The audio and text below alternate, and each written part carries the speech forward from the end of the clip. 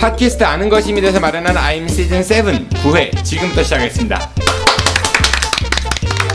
네, 안녕하십니까. 아는 것입니다. 정진호 PD입니다. I'm 시즌 7 9회 오늘 저와 함께 진행해 주실 분이죠. 법률사무소 다담 김우찬 변호사였습니다. 어서 오십시오. 네, 안녕하세요. 김우찬 변호사입니다. 네, 요새 좀 신나는 일 좀 있으세요? 신나는 일은 없고 뭐 계속 사건 많으면 좋은 네. 거 아니에요? 돈 벌고? 예, 국선이 많아가지고. 네. 국선이 많아가지고 네. 저는 신나는 일 요즘에 거의 없습니다. 좀 네. 우울증 빠질 것 같아요, 변호사님. 아유. 아유, 저도 조금 약간 우울하고 그랬는데 오늘 네. 좀 결과가 좋게 나온 사건이 있어서 오늘은 조금 예, 부럽습니다. 조만간 우리 소주 한잔 하고요. 네네. 오늘 I'm 시즌 9의 첫 번째 코너는 한 주간에 가장 주목할 만한 뉴스에 대해 들어오는 시간이죠. 남 기자의 굿모닝 측정 남현우 기자입니다. 어서 오십시오. 네, 안녕하십니까. 남현우 기자입니다. 네, 더 잘생기신 것 같아요. 나날이. 감사합니다. 네, 좋죠. 이런 얘기 들으면. 그거 들으려고 옵니다. 오늘은 대전 공공 어린이 재활병원에 대해서 이야기를 좀 하신다고 하셨거든요. 네, 네. 이게 2021년에 걸림 예정이다 이렇게 했던 것 같은데 네, 맞습니다. 부지가 정해졌나요? 지금 관저동 건양대병원 옆 부지로 일단은 정해져 있는 상태죠. 네. 그런데 이게 뭐 생각보다 좀 여러 가지 좀 삐걱대는 얘기들이 나오고 있는 것 같아요. 이게 처음에 이제 문재인 정부 처음 들어설 때 그때 이제 100대 국정과제로 이제 정해지고 나서 이게 순탄하게 진행이 되겠구나라고 생각을 했는데 이제 뭐 기재부에서 이제 수익성 문제라든지 국가 예산에 이제 좀 문제가 생겨서 문제가 있을 거다라고 판단을 해서 처음에 이제 그 국정과제임에도 불구하고 못하겠다라는 입장을 보였었죠. 그래서 그때 한참 이제 2017년도인데 그게 그때 이제 이 어린이 재활병원을 주도한 사단 법인 토닥토닥에서 성명서도 발표하고 청와대도 올라가서 이제 기자회견도 했었고 이렇게 해서 3,000배도 하지 않으셨나요 그때? 뭐 그렇죠. 예. 매년 하셨어요 그동안. 네. 그래서 그런 식으로 해서 어쨌든 이제 재활병원 건립까지는 통과가 됐는데 이제 문제는 지금 뭐 다들 아시겠지만 병상 문제, 병상 규모 문제가 좀 다시 떠오르고 있죠. 그러니까 이게 원래는 그 대전에 지금 그 중증 장애 아동이 7,000명 정도로 추산된다라고 뭐 토닥토닥 김동성 이사장에 따르면은 뭐 이 중 최소 이제 500명 이상은 이제 뭐 입원이나 아니면 소아 납병동을 이용해야 치료가 가능한 뭐 그런 상황이라고 하는데 부지가 그러니까 뭐랄까 병상이 너무 적다 뭐 이런 비판들이 많았었던 것 같아요. 그렇죠. 그게 아무래도 사업비를 처음에 운영 지원비도 이제 국가에서 대주지 못하겠다라고 해서 그게 문제가 있었고 지금도 사실 그것도 문제가 있긴 있는데. 그러니까 병원을 짓는 것도 뿐만 아니라 운영할 때 적자를 이제 보전해줘야 되니까. 그렇죠. 공공병원이니까. 예. 그 짓는 비용도 원래 비용 제공을 못하겠다고 했었거든요. 17년도에. 국가에서요? 네네. 대통령 공약 사업인데. 네. 그때 이제 기재부에서 반대를 했었고 보건복지부랑 이제 공동으로 뭐 용역 같은 걸 진행을 해서 간신히 따낸 건데 지금은 이제 운영비가 또 좀 문제가 되는 거죠. 그러니까 이 예산이 국비 78억 원 그리고 대전 시비가 229억 원인데 그래도 좀 돈이 부족하다라고 했다가 최근에 그 넥슨 재단에서 100억 원 후원하기로 해가지고 그렇죠. 뭐 일단 건립 비용은 해결이 됐다 뭐 이런 얘기가 많은 것 같은데 넥슨 재단이 이제 우리나라에 한 군데 있거든요. 어린이 재활병원이. 그게 이제 넥슨 재단에서 운영하는 병원인데 이제 거기에서 어쨌든 공공 어린이 재활병원 대전에 이제 1호 설립을 하는데 지대한 역할을 했고 이제 여기가 설립이 돼야 나머지 지역에도 이제 설립이 되겠다라는 생각에 거기서 약간 좀 4년 동안 나눠서 100억 후원을 하기로 정한 걸로 알고 있습니다. 넥슨에서 이제 100억 원 후원이 들어오니까 이제 병상을 늘릴 수 있겠다 생각을 했는데 그게 아니라 그거가 지금 주변 시설을 또 확충하겠다 해서 또 말이 많았었죠. 그렇죠. 예.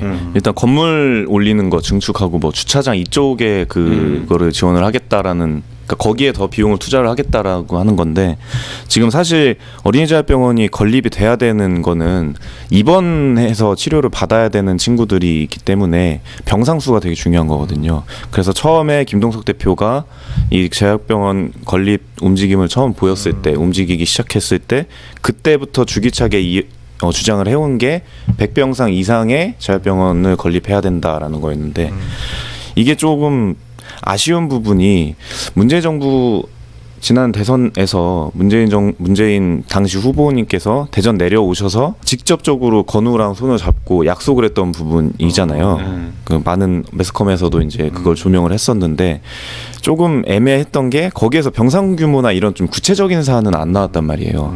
그래서 병원의 건립은 필요하자 정도만 이제 약속을 했지 이게 정말 실질적으로 이 정도 규모로 건립이 돼야 된다라는 얘기를 약속을 한 게 없어서 그게 조금 아쉬운 부분이죠. 그러면 넥슨 재단에서 운영하는 그 어린이 재활병원 거기는 병상 수가 얼마나 되나요?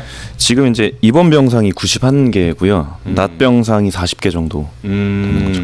그러니까 거기도 그렇게 규모가 썩 크다라고 볼 수는 없는 거네요. 그렇죠. 이제 지금 대전에 지어질 병원보다는 규모가 크긴 한데 거기에도 이제 어쨌든 100병상이 지금 안 되는 거죠. 그러니까 아까 김우찬 변호사께서 이제 그 운영비 적자 관련된 얘기를 하셨으니까 비교치가 될 것 같은데 거기도 그럼 적자 운영이겠죠 지금? 보도에 따르면 이제 첫 해 이제 그 재활병원이 운영을 한 첫 해에 30억 정도가 적자가 났고 매년 이제 적자 수치는 계속 있는 상황이고요.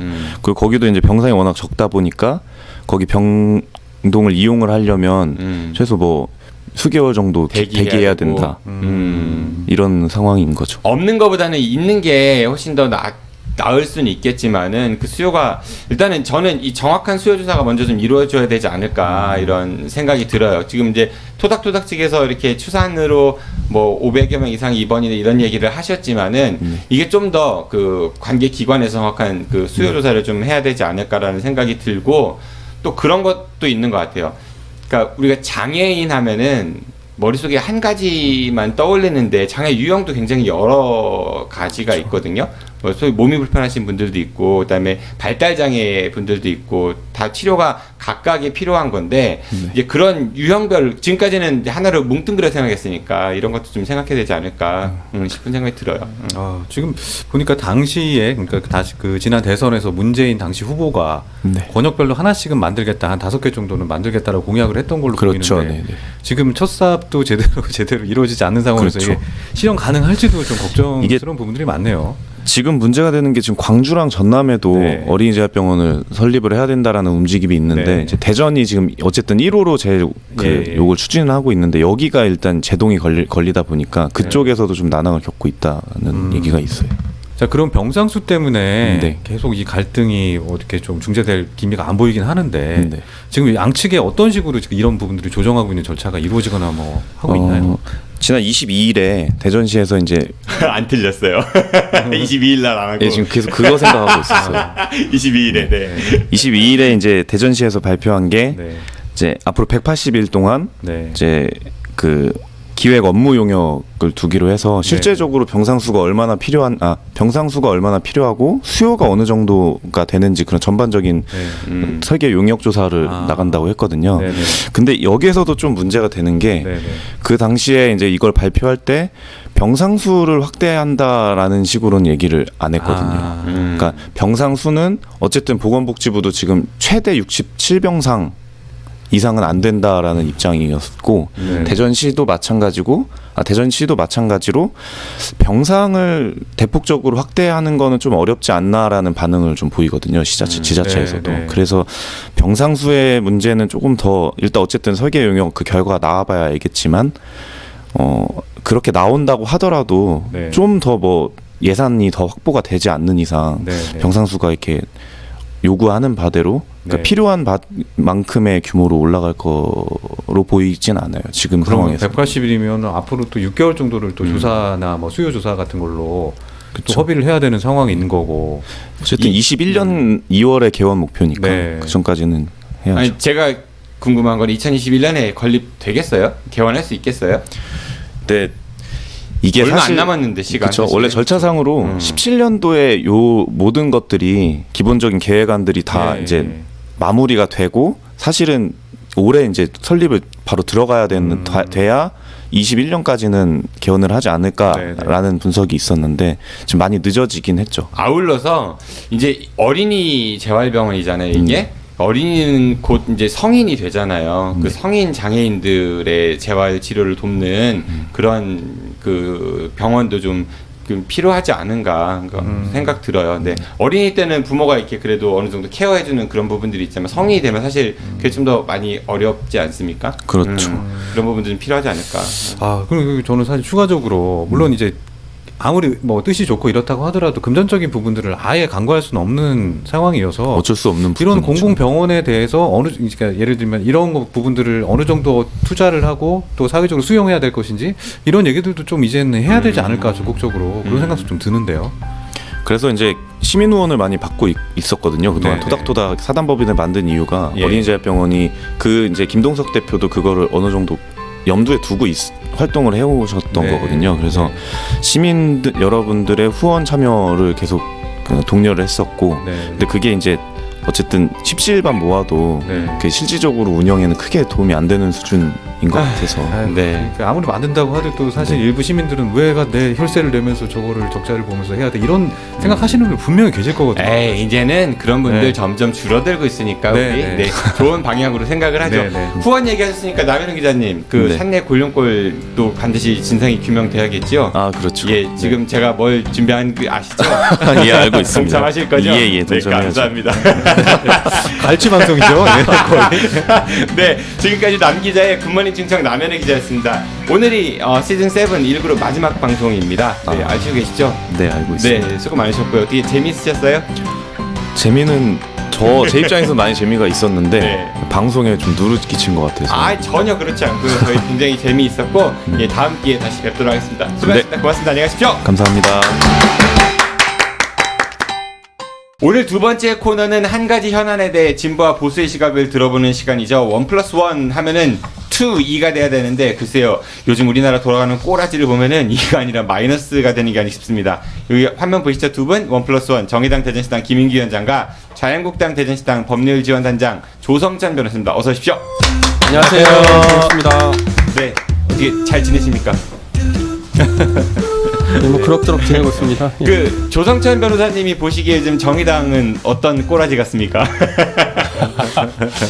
아, 예, 뭐 정의롭게 하셔야 될 텐데 모르겠네요. 안 정의로운 것 같아요. 정의당 하시는 게 지금. 아, 뭐 요새 이제 벌어지는 일들이 있으니까 어떤 일? 추후 결과를 지켜봐야 되겠죠. 그러니까 어떤 일? 뭐 이제 지금 요새 국회에서 벌어지는 일들 있지 않습니까? 네. 그러니까 어떤 일이요? 패스트트랙 관련해서? 아, 네네, 그렇죠. 근데 네. 정의당이 제대로 지금 정의롭지 못하게 하고 있다. 아니 그건 이제 뭐 좀 지켜봐야 되겠죠. 지금 뭐 이렇게- 섣불리 판단하기 뭐 이렇게 약해요. 그 정의당이 봤을 땐 자유한국당이 지금 왜 어떤 꼬라진 것 같습니까? 뭐 보여줄 수 있는 걸 다 보여주고 있다. 근데 네. 약속은 여전히 안 지킨다. 뭐 이런 거죠. 뭘 보여주고 무슨 약속이요? 예, 패스트트랙에 올리면 뭐 다 사퇴한다고 하시더니 뭐 지킬 것 같은. 예. 뭐 바른미래당 의원실도 지키고 계시고 국회의장실도 지키고 계시고 뭐 다 그러고 있더라고요. 아, 네, 알겠습니다. 두 분 다 별로 이렇게 발언이 이분들 오늘 시즌 우리 7 마지막 방송인데 좀 심각하게 고민해야 될 것 같아요. 안 그렇습니까, 김욱찬 변호사님? 예, 고맙습니다. 예, 오늘은 우리가 이제 약산 김원봉 선생의 이제 그 독립 유공자 서원을 해야 되냐 말아야 되냐 가지고 한번 이야기를 나눠보기로 했거든요. 저는 약산 김원봉 선생님은 어떤 분이죠? 우리 김우찬 변호사님 아시죠, 이분? 예, 말씀 많이 들었는데 사실은 뭐 이렇게 그렇게 역사에 대해서 제가 조예가 깊지를 못해서 부끄럽지만 오늘 말씀을 들어보면서 많이 공부를 하도록 하겠습니다. 네, 우리 저 조성찬 변호사님은 약산 김원봉 선생 아시죠? 아시는 네, 만큼 네. 한번 설명해 줘 보실래요? 네. 1898년에 밀양에서 출생하셨고 오, 아, 예. 1898. 일찍이 이제 독립운동에 투신하셔서 네. 네. 1919년에 의열단을 조직했고요. 네, 그 후에 이제 뭐 광복군 부사령관, 대한민국 임시정부 국무위원 이런 역할을 하셨고 이때까지는 아주 좋았습니다. 근데 이제 광복 후에 나름대로 이제 남부 합작 이제 여운형 선생과 같이 이렇게 활동을 하시다가 이제 48년이죠. 이제 평양에서 열리는 그 재정당 연석 회의에 참석하셨다가 근데 그대로 남으셨죠. 그래서 이제 그 이후에 이제 북한 정권 수립에 관여를 하신 거고 이제 6.25 이후에 이제 1958년인가요? 그때 이제 김일성으로부터 이제 숙청을 당한 그런 비운의 비운이라고 하면 그런 거예요. 하여튼 비운의 정치인 이렇게 생각하고 있습니다. 정치인이자 독립운동가로 볼 수 있을 것 독립운동가죠. 같고. 네네. 우리 김인기 위원장님이 보시는 뭐 약산 김원범 선생에 대한 이야기 지금 뭐 조 변호사님 말씀하신 거는 일단 예, 큰 이견 없으신 거죠? 예, 그렇죠. 네. 예, 예.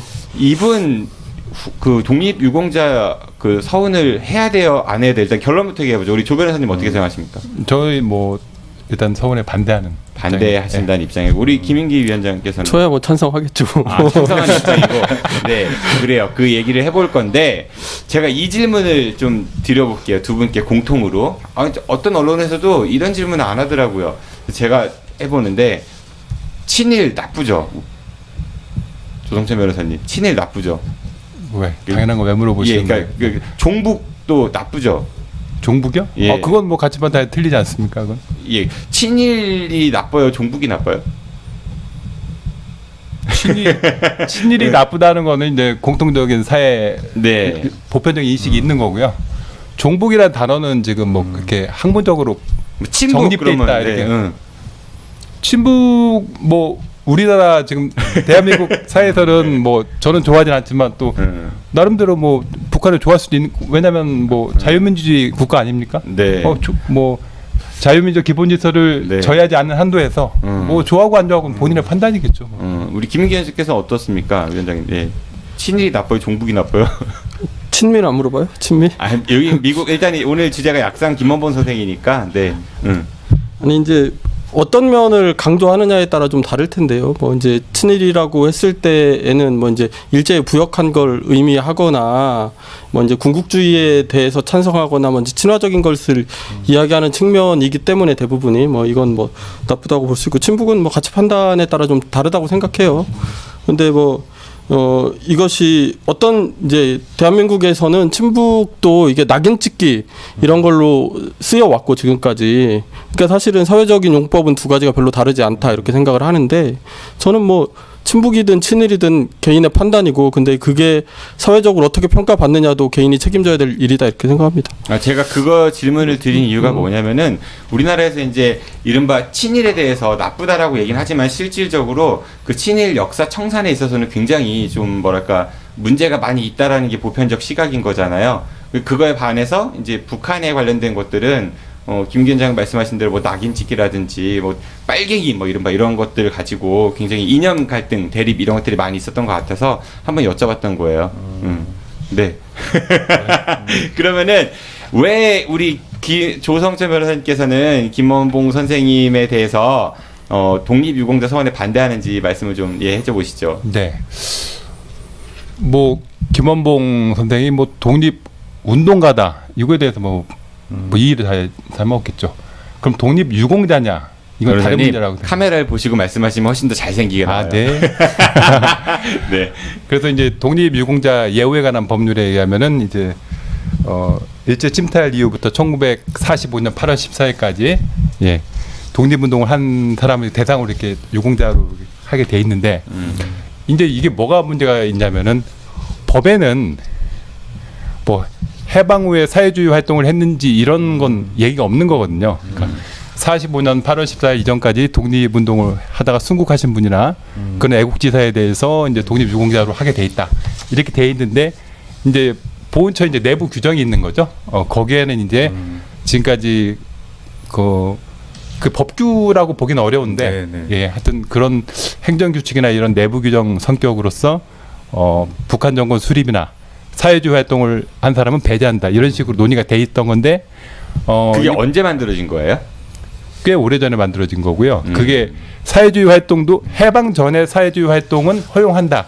이게 이제 문재인 정부 들어와서 이제 개정된 내용인 것이죠. 네, 해방 전 사회주의 활동은 허용한다. 그러면 해방 후 사회주의 활동은 어떻게 볼 것이냐. 이거에 대한 아직 이제 보편적인 합의는 이르지 못한 것이죠. 그래서 지금 이제 김원봉 선생 같은 경우 해방 전에 뭐 독립운동을 했다는 거에 대해서는 이견이 없을 것이고, 다만 해방 이후에 사회주의 활동을 해서 북한 정권 수립에 관여했고 6.25 납치에 대한 책임도 있지 않느냐 이런 차원에서 대한민국의 정통성을 부인하는 것이다. 만약에 김원봉 선생을 유공자로 인정하면 이런 식의 이제 생각이 저희가 갖고 있는 것이죠. 네, 우리 김인기 위원장께서는 이제 왜 돼야 된다고 생각하십니까? 예, 저는 뭐 이제 그 보훈처 규정에 대해서 말씀하셨는데 그게 좀 낡은 게 아닌가, 우리 사회의 논의 수준에 비하면 많이 낡은 게 아닌가 싶고요. 어쨌든 그 시대에 사회주의 좌파를 선택하게 되는 배경들이 있는 거잖아요. 그래서 이제 어쨌든 이 민족해방운동, 뭐 독립운동 이런 것들을 하던 시기에 보면 이제 뭐 그런 얘기 하잖아요. 1919년에 미국의 윌슨 대통령이 뭐 민족 자결주의를 이야기했고 막 이런 이야기들을 하잖아요. 근데 이제 러시아 혁명의 정신 중에 하나가 소수민족에 대한 자결주의거든요.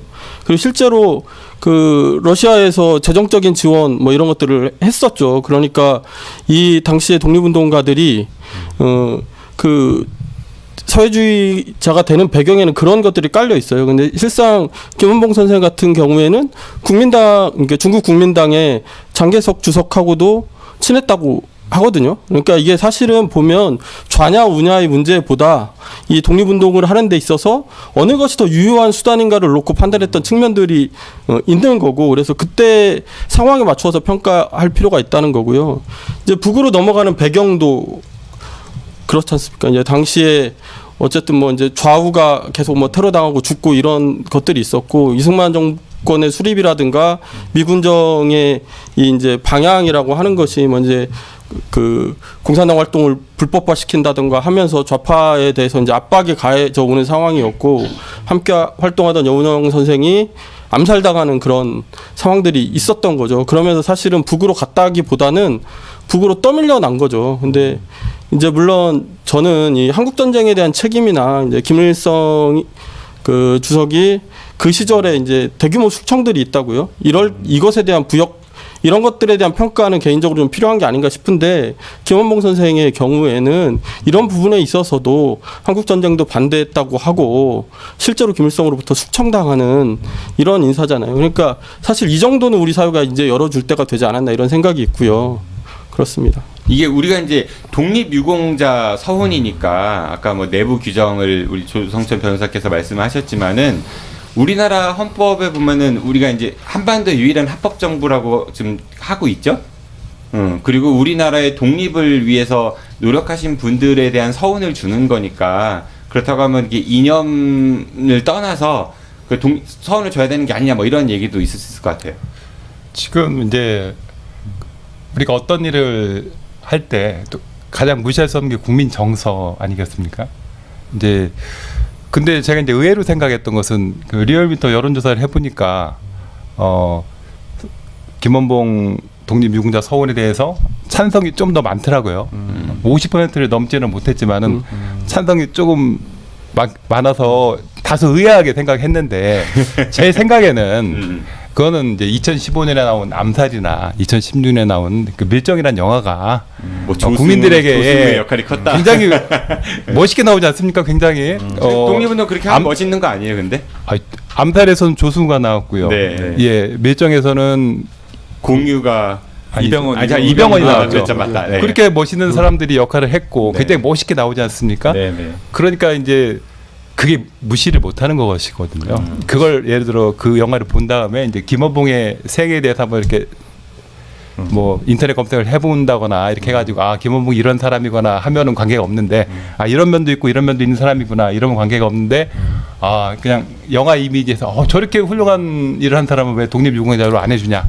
근데 이런 식의 이미지가 좀 각인돼 있다는 것이죠. 밀양에 가면 의열 기념관이 있습니다. 근데 이 의열 기념관을 만든 사람이 자유한국당에서 재선한 박일호라고 하는 시장이신데요. 여기 보면 이렇게 써 있대요. 의열의 정신을 후세에 전하고 오늘을 살고 있는 우리 모두에게 독립운동의 참 가치를 보여주기 위해 전국 최초로 건립된 기념관입니다. 의열의 정신으로 항일 독립운동에 앞장섰던 독립투사들의 꿈과 희망을 찾아가는 소중한 공간으로 남을 수 있도록 늘 최선을 다하겠습니다. 이렇게 이제 그 기념관을 설립한 이유를 이렇게 쓰고 있는 거죠. 그러니까 이게 사실은 저는 이 자유한국당이 계속 이 문재인 정권을 공격할 때도 계속 좌파를 동원하잖아요. 뭐 좌파 정권이라는 둥, 뭐 김정일 김정은 뭐 국무위원장의 수석 대변인이란 둥 하면서 계속 이 색깔론의 공세를 펼치는 거고. 황교안 대표께서 김정은 대변인 아니냐 막 이렇게 하고 예. 뭐 다 입장이 각자 생각이 다 틀린 거니까요. 네. 곤란하시죠? 아니 그리고 아까 말씀하셨는데 네. 김원봉 선생이 독립운동을 안 했다고 하는 게 아니라니까요. 네. 그 이후 행적 때문에 지금 서훈 여부가 문제되는 거지. 의열단해서 독립운동한 걸 누가 부정합니까?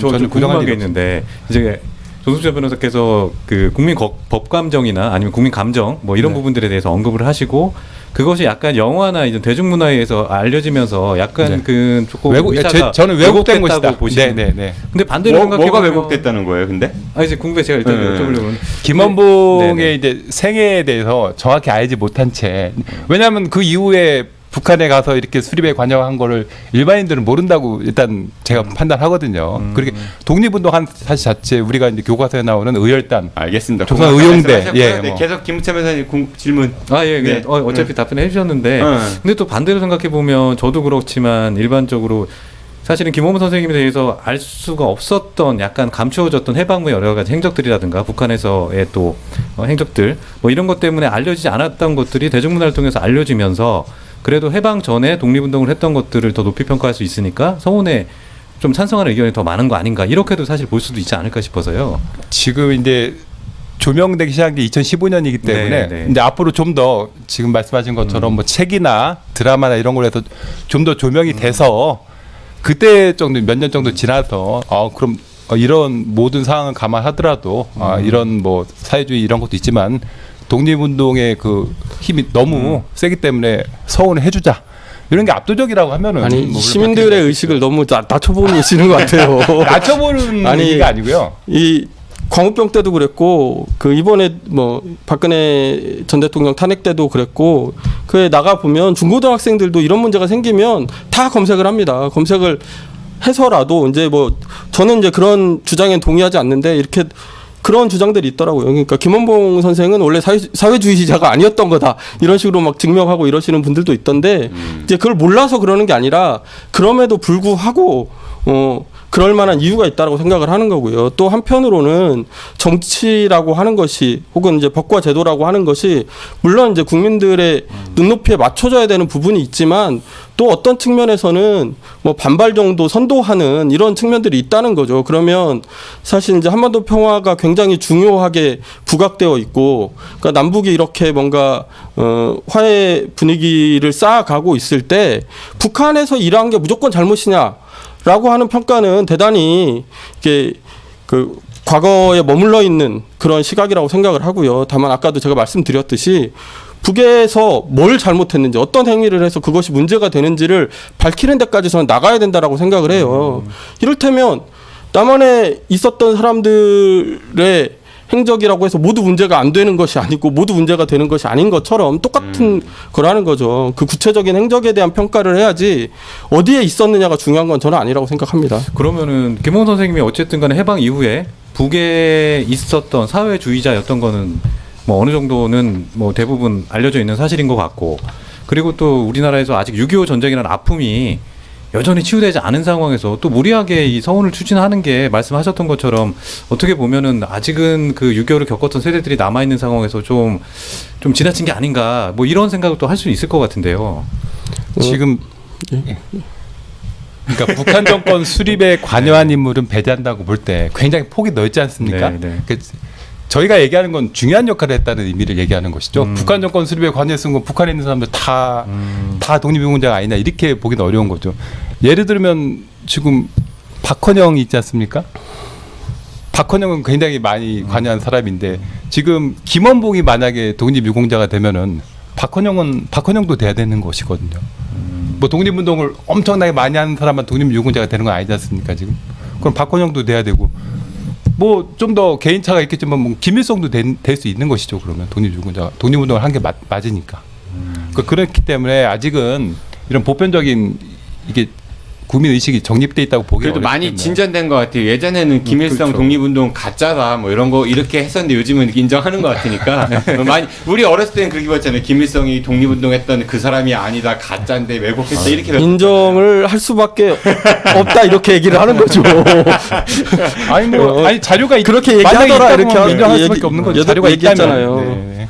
근데 아까도 이제 말씀하셨지만 김대중 정부 때부터 사실은 이 기준이 달라지기 시작했고요. 노무현 정부 때는 실제로 그 이제 북한 정권에 관여하지 않은 여러 명이 이제 독립유공 서운을 받게 되거든요. 그러니까 이제 시대의 변화에 따라서 이런 기준들이 달라진 겁니다. 달라진 거고 그래서 충분히 논의할 만한 테두리 안에 들어와 있는 분이라고 저는 생각을 하고요. 그리고 이제 어쨌든 그 시대를 잘 봐야 되는데 북한 정권이 수립되면서 사실 여러 번의 숙청이 있습니다. 여러 번의 숙청이 있고 아까 얘기했던 뭐 이제 그 국내파에 대한 숙청도 있고 연안파에 대한 숙청도 있고 뭐 여러 번의 숙청들을 거쳐 나가는 과정에서 사실은 이 김일성 주석이 일당 그 북한은 이 당과 국가가 같은 이런 체계잖아요. 그런 체계 안에서 김원봉 선생은 당원도 아니었고 그래서 이 주는 직책 부르는 이름들이 굉장히 고위급으로 느껴지지만 이건 핵심이 아니었다는 뜻이거든요. 당원이 아니면 가장 핵심부에 놓지는 않거든요. 그러니까 오히려 이제 북한의 입장에서 뭔가 이렇게 체제를 선전하기 위해서 주어진 자리일 수도 있는 것이고 그건 여러 가지의 가능성으로 해석해 봐야 되고 결국은 숙청 당하잖아요. 이런 과정들을 보면 북한 정권 수립에 굉장히 핵심적인 역할을 했다고 보기는 어려운 거죠, 사실. 그럼 만약에 핵심적인 역할을 한 부분이 일부 드러난다면 지금 견해를 유지하시는 건가요? 아니면 바꾸시는 건가요? 그러니까 저는 아까 이제 처음에 기준으로 네. 말씀을 드렸는데 한국 전쟁을 일으키는 데 있어서 한국 전쟁에서 굉장히 중요한 역할을 했다던가 이런 경우는 받아들이기 어렵다 이렇게 생각을 하는 거고 물론 이제 그게 정치적 사안이긴 하지만 김일성이 숙청하면서 죽어갔던 사람이 굉장히 많거든요. 이런 과정에 대한 개입도 좀 살펴봐야 되는 거 아닌가 이렇게 생각합니다. 저는. 지금 당원이 아니라고 하셨는데 어떤 의미인지는 잘 모르겠고요. 노동당 당원이 아니었다고요. 김원봉은 분명히 중앙위원을 했고요. 그 이후에 최고인민회의 대의원 상임 부위원장까지 그러니까 했거든요. 그것은 그러니까 한자까지 같은 사람의 동명이인이라고 하는 주장이 있습니다. 그리고 아니 그 주장이 있지만 아니, 인터넷 검색처리는 다 당원 나오는 아니 그러니까 그게 밝혀진 주장이라고 하는 것이 있습니다. 예. 네, 알겠습니다. 끝으로 이거 한번 여쭤볼게요. 우리 대한민국이라는 국가의 정체성에 대해서 우리가 좀 이견이 있는 게 아닌가 싶어요. 그러니까 무슨 얘기냐면은 이 대한민국이라는 국가의 정체성이 이념 중심으로 가야 되느냐? 그러니까 뭐 우리 흔히 얘기하는 보수에서 얘기하는 자유민주주의 아니면 뭐 사회주의 뭐 이런 이념 중심으로 가야 되는지 아니면 민족 중심으로 가야 되는 것인지 그거에 대한 두 분의 생각을 좀 짧게 듣고 시간 마치겠습니다. 네. 네. 대한민국은 이념이죠? 민주주의 공화국이죠. 자유민주주의 기본질서를 토대로 하고 있습니다만은 일부 헌법에 이제 혼합경제적 그 요소가 가미돼 있는 것이죠. 사회민주적 요소가 약간은 가미돼 있지만 근간은 자유민주적 기본질서라고 할 수밖에 없는 것이고 그렇기 때문에 이제 이 사회주의에 대한 어떤 뭐 알레르기랄까 이런 인상이 있는 것인데 제 생각에 같은 김원봉 선생에 대해서는 좀 더 연구가 돼서 아까 말씀하신 것처럼 여러 가지를 밝혀져서 국민들이 이런 면은 있긴 하지만은 독립운동의 공이 워낙 크기 때문에 서원을 해야겠다 하면은 뭐 굳이 반대할 이유는 없겠죠. 다만 현재로서는 부족하다 이런 생각입니다. 그러니까 우리 조성철 변호사님께서는 대한민국은 민족보다는 헌법에 이제 기초해서 자유민주주의 그러니까 이념으로 국가 정체성을 봐야 된다. 제 질문은 민족으로 되는 국가도 있나요? 네, 알겠습니다. 우리 김은기 원장께서는 어떻게 생각하십니까? 아니, 저는 뭐 민족이든 이념이든 간에 뭐 어쨌든 다 중요한 요소들 중에 하나인데 문제는 이제 적대시가 문제라고 생각을 하는 거예요. 이제 좌파인 저는 뭐 예를 들어 평등과 연대를 중요한 가치로 생각한다고 하면 이제 보수는 자유와 성장 이런 걸 중요한 가치로 생각할 수 있고 이것이 매우 대립되고 양립할 수 없는 주장이냐. 뭐 이제 그런 시대가 있었으나 지금은 그렇지 않다는 거죠. 그리고 이제 어쨌든 뭐 자본주의, 사회주의 이게 두 개 다 양립할 수 없는 문제냐? 아니 장점을 놓고 계속 이렇게 뭔가 통합돼 가고 있는 것들이 있는 거잖아요. 그러면 사실 이제 이런 추세들을 인정할 필요가 있다는 거죠. 그러면 그런 인정들 속에서 과거의 역사도 현실의 과제에 맞추어서 평가하고 재점검해볼 필요가 있다 저는 그렇게 생각합니다. 알겠습니다. 네, 지금까지 1+1의 정의당 대전시당 김인기 위원장과 자유한국당 대전시당 법률지원단장 조성천 변호사였습니다. 오늘이 시즌 7 1그룹 마지막 방송인 거 아시죠? 예, 두 분 궁합이 잘 맞았던 것 같으세요? 네. 그럼 평가를 해주셔야지. 고생 많이 하셨고요. 다음 기회에 뵐 수 있었으면 좋겠습니다. 고맙습니다. 안녕히 가십시오. 불러주세요. 감사합니다. 오늘 세 번째 코너는 우리 지역 교육 현안에 대해서 이야기하는 설왕성래 시간입니다. 예, 설왕성래 두 분, 대전경연구소 성광지 소장과 전교조 대전지부 지정배 전 지부장이십니다. 어서 오십시오. 안녕하세요. 예, 이 우리가 시즌 7 하면서 두 분이 번갈아 빠지셨어요, 그렇죠? 그러다 오늘 이제 완전체가 되셨습니다. 그러네요. 원래 제목은 지금 처음으로 이제 맞춰진 거. 네, 아, 그래요? 오늘 처음으로 완전체가 되셨어요. 그렇게 됐네요. 네. 방송을 자주 해야 되는데 어쩌다 한번 하니까는 우리 지정배 선생님은 오늘 한복을 입으셨습니다. 네, 뭐 자주 있습니다. 원래. 예. 근데 오늘만 본 거죠? 아, 네. 우리나라에서는 한복 입으면 괜히 무슨 뭐 투쟁가 뭐 이런 이미지가 많은 것 같아요. 옛날에 학교에서요. 저 처음에 젊었을 때부터 입었는데 그 모 교장 선생님이 한복 입고 다니니까는 그게 뭐냐고 했다가 저한테 대먹군. 또 혼난 적이 있습니다. 성광기 소장님은 한복 안 입으세요? 태가 안 좋아서 우리 지영배 선생님처럼 태만 잘 어울리면 또 왜 저도 입을까 그러십니까? 하는데 그리고 또 원래 우리 지영배 선생님은 또 금산 시골에서 농사도 가끔 지시니까 잘 어울려 이게. 알겠습니다. 그 이제 두 분이 그 전교조 대전지부 이제 지부장 출신들이시잖아요. 네. 예, 이번에 김중태 지부장이 얼마 전에 당선이 되셨고, 네. 제가 궁금한 게 선배이시니까 그분 언제 삭발해요? 언제 삭발해요? 오늘 예. 청와대 갔는데 예. 다들 말려가지고 못하고 그냥 내려온 것 같아요. 네, 삭발 시키셔야죠. 전통에 따라서. 머리 모양이 좀 신통하고. 알겠습니다. 기대하겠습니다. 오늘은 학교 자치에 대해서 이야기를 좀 해주신다고 했어요. 학교 자치 이게 일단은 어떤 거죠? 말 그대로 학교의 민주화라고 말할 수 있겠습니다. 그러니까 지금 학교에 공사나요? 학교에는 다양한 구성원들이 있잖아요. 학생, 학부모, 교사, 교직원 뭐 이렇게 구성되어 있습니다.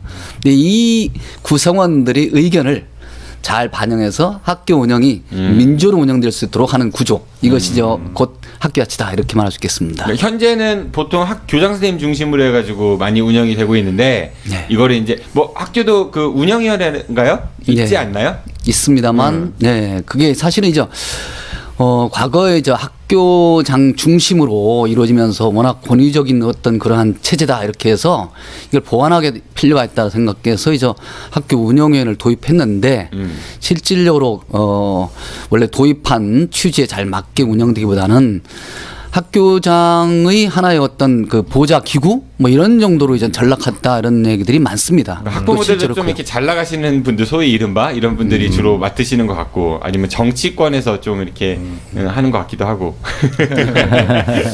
옛날에 교육감 선거 그 간선으로 할 때 운영위원들이 뽑을 때는 정말로 그것 때문에 팍 터졌었죠. 서로 운영해 나가고. 사실 학교 운영을 뭔가 좀 잘하려고 하는 게 아니라 거기 선거권 한 표 가지려고 들어오는 그런 시절도 있었죠. 예. 근데 인천시에서 뭐 최근에 그 학교 자치 조례 제정 추진을 가지고 좀 여러 말들이 많다 이런 얘기가 들리는 것 같아요.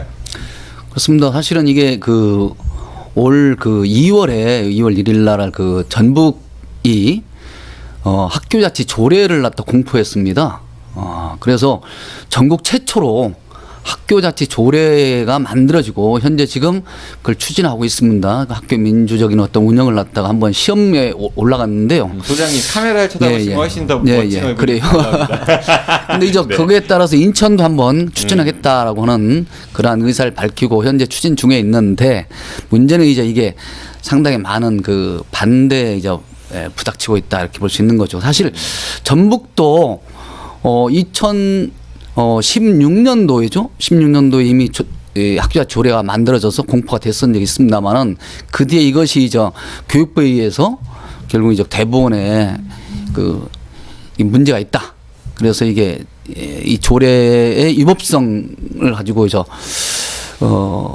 심의를 요구했고 대법원은 이것을 가지고 현재 거의 이제 무효화 처리해버린 그런 상황이 있었습니다. 물론 그 이전에 2013년도에도 원래는 이게 광주에서 먼저 만들어지긴 했어요. 그러나 이제 그것이 이제 박근혜 정부 체제 하에서 실제로 이제 교육부가 받아들일 수 없다 해서 이것을 대법원에 넘겼고 대법원에서는 이제 교육부의 의사를 갖다가 인용해서 이걸 무효 판결을 내렸던 것이죠.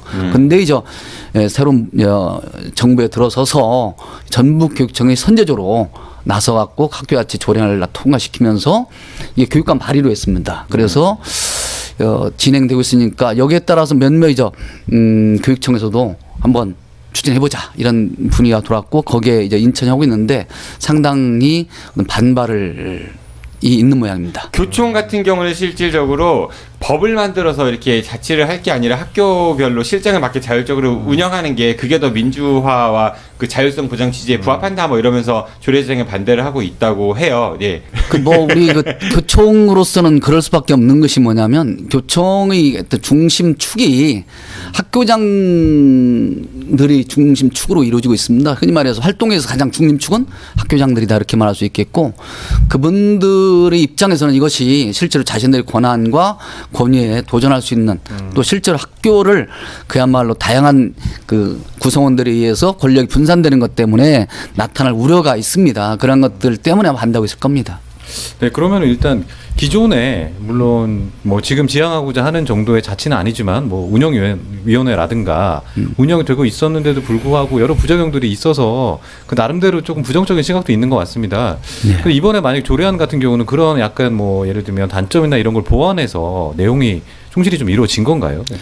그렇죠. 이제 학교 운영위원회의 가장 큰 한계는 뭐냐면 다양한 구성원들이 학교 운영에 참여하고 있지만 실제 그 구성원들을 뒷받침해주는 그런 학교 내 어떤 그런 기구가 없는 거죠. 흔히 말해서 내가 학부모회의 일원으로서 학교 운영에 참여했으면 학부모의 의사를 갖다가 모아서 그들의 의견을 갖다가 같이 이 학교 운영에 내놓고 뭐 심의를 할 수 있는 그러한 뒷받침이 돼 있지 않은 거고요. 또 교사위원들도 마찬가지입니다. 교직원들 또는 교사들의 의견을 충분히 수렴할 수 있는 구조가 전혀 학교 내에 없기 때문에 그냥 자신의 개인의 의견만 갖고 나올 수밖에 없는 것이고 더욱이나 뭐 지역위원은 더 마찬가지 아니겠습니까? 선출 과정 같은 경우도 좀 투명하고 공정하게 이루어질 수 있는 장치가 마련됐나요? 법에서는 그렇게 조례안에서는 그렇게 만들어진 거죠. 네. 네. 지정배 선생님 인상만 쓰지 마시고 한번 말씀해보세요. 네. 이게 이제 민주적인 운영 뭐 이런 얘기들을 했는데 아까 이제 구성원들 간에 구체적으로 그럼 어떻게 운영이 된다는 얘기인 거예요? 그러니까 일종의 이제 가장 여기서의 핵심은 사실은 학생회를 공식적으로 법제화하고 그리고 학부모회 마찬가지고 지금 다 있지 교무회의 않나요? 학생회나 학부모회는 다 있지 않나요?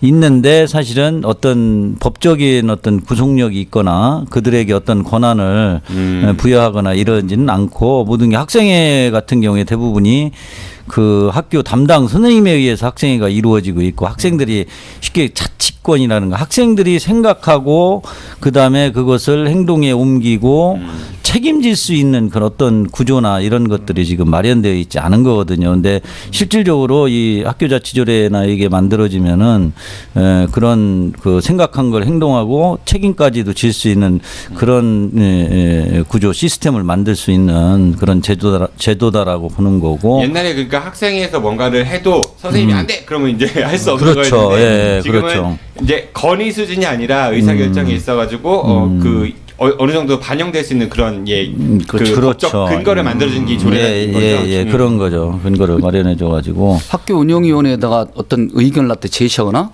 또는 참여해서 자신들의 의견을 발휘할 수 있는 그러한 권리를 이제 부여하는 것이 바로 이 조례안에 있고요. 또 사실은 우리 학부모회가 임의극유입니다. 그야말로 어떤 법적인 아무런 그 뒷받침이 되지 않는 임의극이기 때문에 있어도 그만 없어도 그만. 네. 따라서 이것은 아예 규정조차도 없어요. 학생회는 학교에 어떤 규정이라고 좀 있긴 있는데 학부모회 자체는 아주 규정조차 없는 것이 대부분입니다. 모든 학교가. 오히려 학부모회는 학교 일에 좀 관여를 덜해야 소위 말하는 부정, 뭐 비리 뭐 이런 게 좀 덜하지 않냐 뭐 이런. 그러니까 과거에 네. 사실요 대전에서도요 한 2010년 일부러 스승이나 초반. 쉬는 학교들도 있잖아요. 근데 아니 이제 그때 과거에는 학부모회가 임의기구임에도 불구하고 활성화가 된 적이 있었어요. 근데 그 활성화가 조금 안 좋은 방향이었었죠. 학부모들을 이용을 해서 뭐 자율학습비를 걷는다든가, 뭐 이런 일들이 또 뭐 선생님들 회식비를 뭐 학부모들 임원들이 뭐 아름다워. 낸다든가, 뭐 이런 일들이 불거지면서 한때는 교육청에서 아예 학부모회 자체를 사실상으로 구성하지 못하게 그런 적도 있었어요. 실질적으로 그런 적이 있었는데 지금은 이제 특히 그 김영란법이 만들어지면서 과거와 같은 그런 어떤 부조리나 이런 것들은 사실 많이 거의 뭐 이제 근절이 되다시피 하고 하다 보니까 물론 뜻은 좋고 자치라는 것 그 의미도 굉장히 깊긴 하겠지만 결국에는 이게 자치긴 하지만 우리 민주주의로 따지면 대의민주주의가 되는 거고 결국에는 목소리가 크신 몇몇 분들로 구성된 위원회 내지는 단체로 인해서 오히려 전체 의견이 제대로 반영되지 않을 수도 있을 것 같고 그래서 우리나라 같은 경우도 이제 예를 들면 특별한 요건을 갖추면 국민투표에 붙일 수 있는 여러 가지 절차들이 마련돼 있고 이런데 이것도 혹시 뭐 그런 약간 보완할 수 있는 대책들도 좀 논의가 좀 되고 있나요? 근데 사실 이게 그 견제와 균형이 좀 필요한 것인데요. 학교장이 완전히 권한을 놓는 건 아니고요. 네네. 실질적으로 그 전북 같은 걸 보면 교무회의에서 의결을 거친 그런 결정 사항이 올라온다 하더라도 학교장은 그것을 다시 재의 요구를 할 수 있는 권한을 또 부여한다든가 했고요. 사실상 이 학교장으로서도 혼자 독단적으로 결정할 때보다 다양한 사람들의 의견을 통해서 결정하는 것이 훨씬 더 나을 수가 있고요. 본인도 그런 책임으로서부터 나름대로 좀 자유로울 수 있는 게 있습니다. 보여줄 수가 있다. 말씀은 좋은데요. 근데 이럴 수도 있을 것 같아요. 선생님들 입장에서는 요즘에 뭐 그런 경우들 종종 듣는 것 같습니다. 학부모님들이 워낙 의견이 많으시고 또 드센 분들도 계셔가지고 정말 일하기 어렵다 이런 그 불평들도 있는 것 같거든요. 그러니까 그런 부분들이 이게 제도가 아무리 좋아도 제도 구성원들이 그거를 성숙하게 운영하지 못하면 오히려 좀 역효과가 날 수도 있지 않을까. 그런 건 그런 거죠. 그 안에서 뭐 학부모 회에 있으면 그냥 단순하게 학부모 회만 뭐 둔다가 아니라 두면은 그 안에서 의결 구조라든가 이런 것들은 또 만들어놔야죠. 세부적인 규정들을 만들어서 어떤 의견이 있을 때 그냥 의견이 있다고 해서 모든 의견을 갖다가 자기 마음대로 얘기하는 게 아니라 학부모 총회를 거쳐야 할 사안이 있으면 총회를 거치고 뭐 임원들 수준에서 이게 결정할 수 있는 사안들은 그 안에서 어떤 절차를 밟아가지고 결정을 해서 이것을 안으로 만들어낸다든가 학생이든 교무회이든 다 이제 그런 어떤 절차적인 정량성을 확보하기 위한 제도적인 받침은 세부적으로 또 만들어야 되겠죠. 만들어가지고 하면은 그런 우려들은 거의 뭐 우리가 모든 이 인간 사회에서 100%는 없는 거지만은 그래도 많이 그런 우려들은 없어지지 않을까라는 생각이 듭니다. 우리 근데 아이 문제만큼은 상당히 좀 뭐랄까 이기적인 요소들이 분명히 있잖아요. 그리고 선생님은 굉장히 객관적이고 공정하게 했다고 하더라도 부모님 입장에서는 왠지 우리 아이가 피해보는 것 같고 선생님 뭔가 잘못하는 것 같고 의견 개진 뭐 요즘에는 그런 것 때문에도 현장에서는 많이 스트레스 받는 선생님도 많이 계신 것 같아요. 그러니까 우리가 이제 전교조에서 여러 가지 활동들을 하시지만은 흔히 말하는 교권 이 부분에 대해서 그러니까 물론 교권이 존중받아야 되지만은 때에 따라서는 좀 현장에서는 그게 좀 덜 부각되는 게 아닌가 교권의 중요성이 뭐 이런 지적들도 있는 것 같습니다. 제가 이제 그 소년보호 사건들을 하면서 아이들을 이제 보면은 가장 아쉬운 것 중에 하나가 물론 이제 공부도 중요하고 그렇긴 하지만 말씀하신 것처럼 경험을 선택할 수 있는 여지들이 별로 없이 그게 자신들의 삶을 무료하게 하고 또 더군다나 가정 환경도 좀 힘들고 이러면 그러다가 결국에는 좀 뭐 비행을 저지르고 이런 경우들이 워낙 많아서 말씀하신 부분에 일부 공감은 좀 되는데 이게 현실적으로 진짜 잘 이루어질지는 그쪽으로 갈 수밖에 없습니다. 네. 지금 저는 이제 그런 생각을 하는데요. 학교가 이제 교과학습이 이제 사실은 교과 지식 중심으로 하는 학교는 이제 아니다 싶습니다. 뭐 인공지능 시대란 것을 앞으로는 이게 교과 지식 갖고는 아니고 창의력과 도덕성이 가장 중시되는 그런 시대에 가고 있는데 그러기 위해서는 뭐냐면 우리가 그 창의력 체험 활동이 참 잘 돼 있습니다. 시스템은. 근데 그것을 뒷받침해 줄 수 있는 보완적인 장치가 거의 없어요. 위켄 센터? 네. 그래서 아이들이 학교에서 정말 교과 학습 이외에 다른 것으로 마음을 갖다 좀 이렇게 주어서 창의적이고 도덕성 뭐 이런 걸 길러낼 수 있는 구조가 부족하기 때문에 사실 여러 가지 문제가 발생하는 것입니다. 우리가 보면 영재라든가 과학이라든가 뭐 모든 분야에 관해서 학교가 해결할 수 있는 체제를 만들어줘야 합니다. 알겠습니다. 그 모든 학교가. 대전에서 이게 실현될 것 같으세요? 근데 학교같이 조례 만드는 거예요? 예.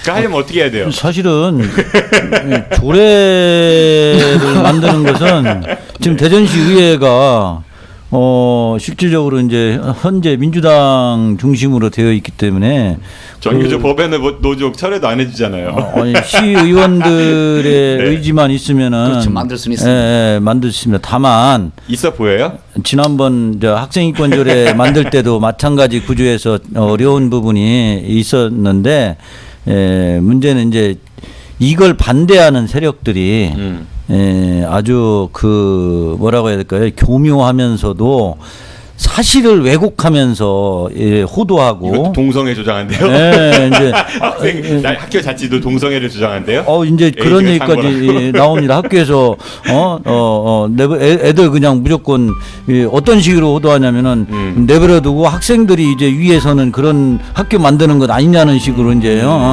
이런 식으로 이제 호도를 하면서 일부에 또 아주 불순한 세력들이 또 반대를 할 거고 분명히. 그리고 무엇보다도 더 큰 중요한 것은 사실은 이게 조례가 만들어져도 집행기관의 의지가 있어서 이게 제대로 집행이 돼야 되는데 아마도 그걸 현재에서는 그러니까 제 하기가 질문은 참 이게 하려면 어렵다. 어떻게 해야 되냐고요. 열심히들 하십시오. 알겠습니다. 지금까지 설왕성내 대전경연구소 성광진 소장과 전교조 대전지부 지정배 전 지부장이었습니다. 오늘이 시즌 7 1그룹 마지막 방송입니다. 네. 고생들 많이 하셨고요. 설왕성내 그 타이틀 잘 생각하시면서 똑바로 하십시오. 고맙습니다. 다음에 뵙겠습니다. 안녕히 가십시오. 네, 고맙습니다. 네, 수고하셨습니다. I'm 시즌 7 9회 마지막 코너입니다. 대전의 숨은 매력을 찾아 떠나보는 시간. 대전 문화유산 어울림이죠. 안효정 대표님 어서 오십시오. 네, 반갑습니다. 네, 잘 지내셨죠? 예, 울림입니다. 예, 잘 지냈습니다. 네, 물렁거립니다. 오늘은 대전천 이야기를 해주신다고 했어요. 네, 맞습니다. 네, 대전천. 우리 대전의 대표적인 그 3대 하천 중에 하나인 거죠? 그렇죠. 우리 보통 갑천, 대전천, 갑천, 유등천, 대전천, 아니면 대전천, 유등천, 갑천 이런 식으로 불릴 때 꼭 들어가는 대전천인데요. 대전천도 그렇고 유등천도 그렇고 갑천도 그렇고 보통 사람들이 그 상류를 잘 몰라요. 어디서 물이 내려오는지.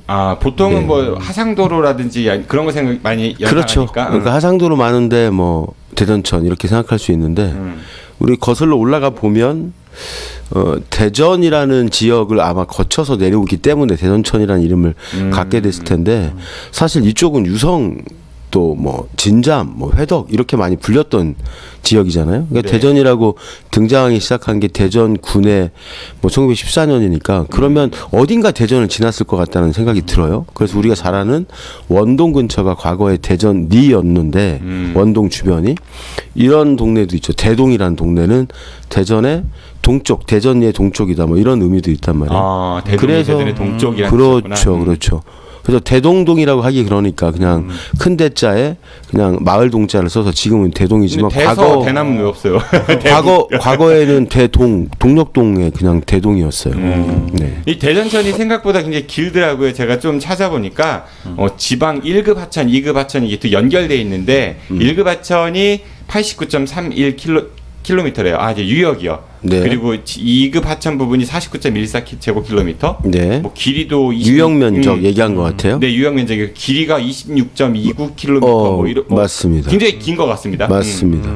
그러니까 우리가 저기 산내 끝부터 쭉 내려오기 때문에 26.29km 이렇게 지금 되어 있는데 그 상류가 만인산이에요. 만인산이 예. 상류예요. 예, 그러니까 만인산의 어느 지점부터 내려오는데 우리가 보통 이제 예를 들면 무슨 샘이 있으면 딱 좋은데 네. 그렇지는 못해요. 그래서 샘?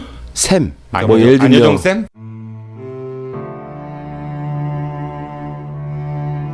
뭐 산에 있는 뭐 그런 뭐 장군샘 네. 뭐 아니면 뭐 무슨 뭐라고 할까요? 공달샘 뭐 그렇죠. 이런 뭐 샘. 그런 신선샘 뭐 네. 이런 식의 샘이 있어야 되는데 그렇지는 않고 봉수레미골이라는 골짜기 이름을 갖고 있는 그 골짜기에 뭐 만인산 가장 윗부분에서 이제 발원한다고 봐야 되는 거죠. 그래서 보통은 대전천의 발원지는 만인산 봉수레미골 이렇게 봉수레미골. 그렇죠. 봉수레미골.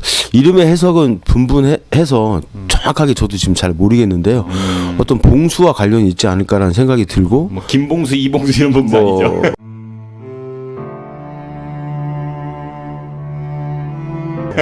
봉화 쪽 죄송합니다. 아닐까 싶어요. 봉화 쪽. 네네. 네, 봉화 쪽이 아닐까. 왜 그러냐면 만인산 정상에 가면 그런 유래가 있거든요. 이곳에 예전에 봉화를 올렸다라는 전설이 있어요. 재밌는 게 또 있죠. 그 왜 호떡이 유명하잖아요. 예, 무슨 호떡이었더라 이름이? 어떤 면에서 보면은 까먹었다. 대전 시민들의 만인의 호떡. 봉이 호떡인가? 그렇죠. 봉이 호떡. 네, 맞아요. 그 봉이 호떡이 이제 여러 가지 유래가 있다는 얘기를 얼핏 들려드렸던 것 같은데 오봉이 있다는 거잖아요. 그러니까 태봉산의 봉, 만인산에 봉화를 올렸다는 그 봉, 그 다음에 정기봉의 봉, 그 다음에 봉수레미골의 봉, 사장님 이름 중에 김봉희, 봉자 들어간다 해서 오봉이 있다는 얘기. 예. 아니 그뭐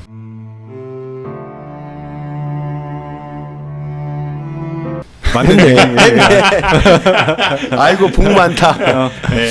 그래서 봉이 호떡. 예, 그렇죠. 사장님이 인증하신 근데 건가요, 그게?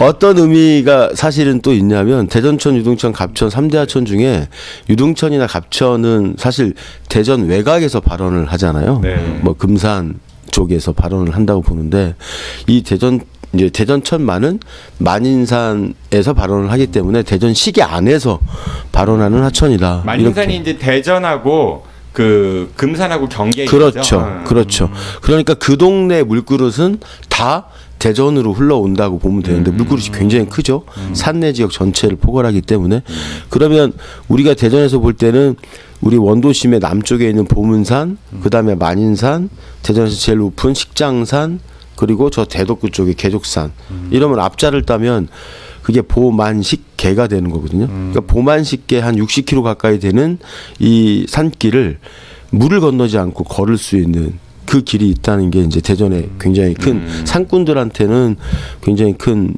어떤 자랑 내지는 뭐 보만식계라는 길이 있어. 보만식계. 그렇죠. 이렇게 얘기를 하죠. 본인이 만든 예. 말이에요? 아닙니다. 원래 있는 말이에요?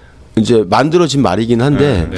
뭐 그러니까 1900년대 말, 1990년대 말에 지역의 상꾼들이 이렇게 연결하니까 물을 건너지 않고 갈 수 있네. 근데 도산거리를 보니까 거의 한 실질적으로는 60km 가까이 되는 거예요. 그래서 그 정도 길이의 산줄기는 어떤 도시 안에 있기가 쉽지가 않답니다. 네. 뭐 한 20-30km면 다 외부로 나가야 되는데 네. 시계 안에 60km 정도가 있다는 거니까 드문 경우라고 하더라고요. 그러면 그 뭐 대전 둘레길하고도 혹시 그렇죠. 그 길이 대전 다 둘레길하고도 연결이 되고요. 우리 둘레산길에서는 1구간부터 5구간까지가 바로 지금 언급한 보만식계고 실질적으로 이제 대전천을 한 바퀴 이렇게 도는 거죠. 그 주변을. 그러니까 아까 유형면적 얘기를 했는데 네. 그런 부분이라고 얘기할 수 있고요. 예전에는 대전천을 지방하천을 나눌 때 1급, 2급 이렇게 나눈 적이 있었는데 네. 지금은 통합해서 그냥 지방하천이라고 해요. 그러니까 3대 하천 중에 유등천이나 갑천은 국가하천이지만 대전천은 지방하천에 분류에 들어가는 겁니다. 그리고 아까 이제 상류 얘기하실 때 산내 네. 쪽을 이제 상류라고 봐야 되잖아요. 네네네. 우리 골룡골도 있습니다. 아, 그렇죠.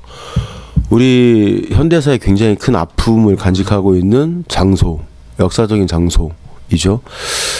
아시겠지만 우리 3.1운동 올해가 이제 100주년인데 그거로 인해서 만들어진 게 현재 중천동 그 선병원 맞은편 목동에 있는 선병원 맞은편에 있는 그 중천동 현대아파트 그 자리가 바로 우리가 이제 형무소 자리라고 하죠. 마침 100주년 관련 그 전시 특별전이 우리 도청 1층에서 진행이 되고 있어요. 그래서 1919년부터 감옥이 있었고 1983년, 4년 요 정도까지 있었으니까 4년이군요.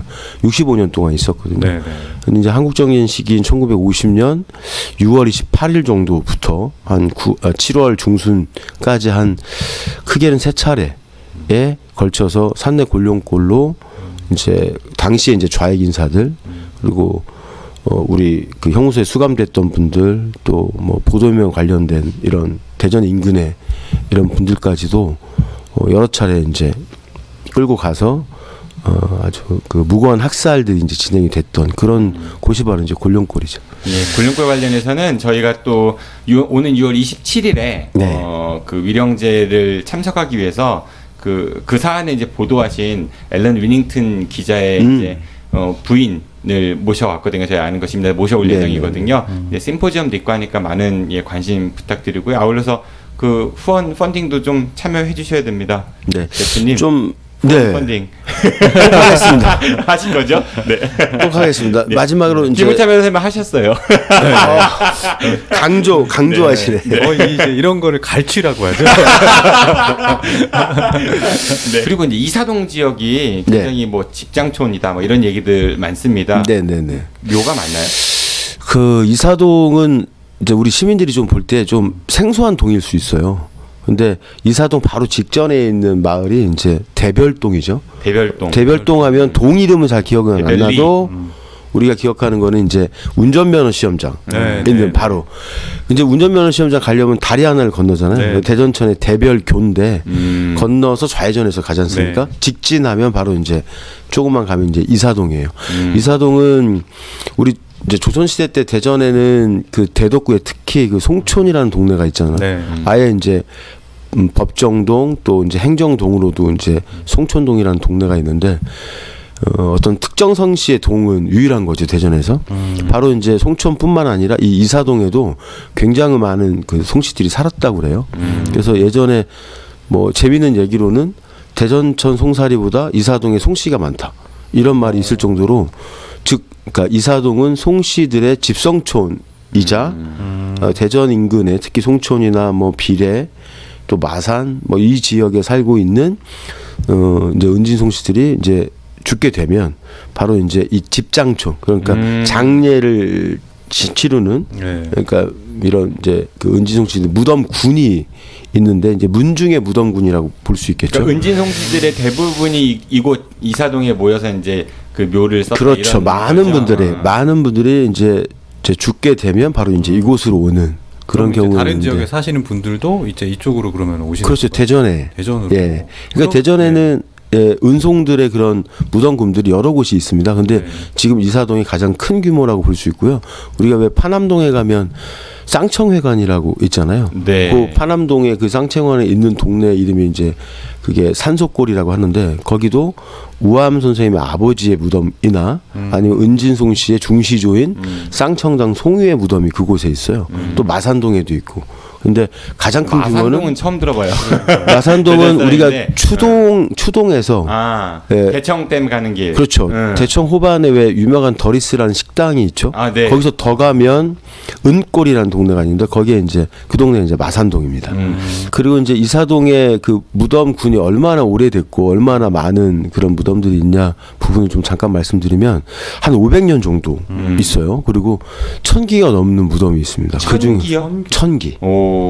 그 중에서 성물이 그러니까 조선 시대에 이제 성물 하면 우리 보통 망주석이나 뭐 문인석이나 이런 성물요? 석물. 돌로 된 그렇죠. 상석부터 해서 그렇죠. 망주석 있고 뭐 그다음에 이제 뭐 문인석 있고 이렇지 않습니까? 이런 것들이 갖춰져 있는 것만 한 170기 가까이 된다니까 굉장히 많이 있는 거죠. 그다음에 무덤이 있으면 제실이라고 해서 예전에 그러니까 제실에서 이제 제사를 준비하는 거죠. 쉽게 해서 이런 제실만 14개나 돼요. 그러니까 우리나라에서뿐만 아니라 아마도 전 세계에서도 특정 성씨의 무덤군이 500년 동안 굉장히 대규모로 존재한다는 건 드문 경우인 거죠. 그래서 이것을 어떻게 이 자원으로 활용할 것이냐 또 보존할 것이냐 이런 문제가 대전에서의 큰 이제 관심이고 노력을 지금 하고 있는 건데 시민들의 입장에서는 그래? 한번 가봐야지 해서 한번 제실부터 시작해서 그 대표적인 무덤군들을 한번 둘러보는 것은 굉장히 독특한 그런 경험일 것 같아요. 아니, 그럼 1000기에 이르는 그 묘지들이 그러니까 무덤이라고 그냥 하겠습니다. 그게 아직도 그럼 계속 다 외형을 유지하고 현존하고 있는 건가요? 그러니까 우리는 뭐 가정사로 따지면 한 분 두 분의 묘도 관리하기가 쉽지가 않은데 그 지역 전체적으로 보면 1000기가 넘는데 이런 무덤들이 다 관리가 되고 있다는 게 대단한 거죠. 그리고 그러면은 뭐 예를 들면 정기적으로 거기서 어떤 그쪽에 그 후손들이나 누가 그럼요. 그 행사들을 계속 그렇죠. 후손들이 그렇죠. 계속 이제 그렇죠. 제를 지내고 네. 그다음에 하나의 관련된 문화유산이네요. 그러면. 그렇죠. 그러니까요. 예. 근데 생각보다는 일반 시민들한테 많이 알려지지는 않은 거죠. 저도 사실 잘 몰랐던 내용이어서. 네. 그러니까 독특한 어떤 문화적 자산들을 유산들을 우리가 볼 수 있는 그런 곳이 이제 이사동이라고 할 수 있는데 바로 대전천 옆에 있습니다. 그러고 보니까 대전천에서 최근에 네. 수달이 좀 발견됐다는 네. 수달이 발견됐다고 해가지고 사진이 좀 나오는 게 있더라고요. 건달은 좀 있는 것 같은데. 가끔 저기 유등천이나 갑천에서 뭐 수달 발견했다 해서 영상으로 찍혀서 뭐 뉴스에 나온 적이 있는데 혹시 보신 적 있어요? 저 사실은 본 적은 없어요. 최근에 페북에 올라온 거 보고 깜짝 놀랐는데